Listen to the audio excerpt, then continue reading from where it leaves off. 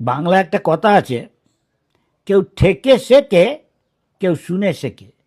যে বুদ্ধিমান, সে যে অভিজ্ঞ, হ্যাঁ, যার অভিজ্ঞতা আছে, তার থেকে শুনে সে আর শিখে নেয়। সে চায় না আমি নিজে অনুভব করি। বোকা। তাই আমি অনুরোধ করবো সকলকে, মানে যেন এগুলো সে সকলেই এই যা কিছু বললো মন্ত্রে সেগুলো যেন গম্ভীরভাবে নেয়।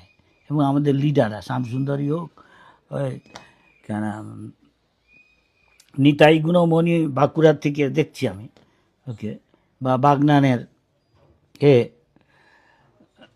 গৌর লোক মথুরেশ, যে বলছে এগুলো যেন সকলে গম্ভীরভাবে নেয় জীবনে। এটা একটা নতুন জীবন, যা নতুন জীবন অনুভব করতে চাই, তাহলে এগুলোকে মূল্য দিতে হবে, তার কথাটাকে।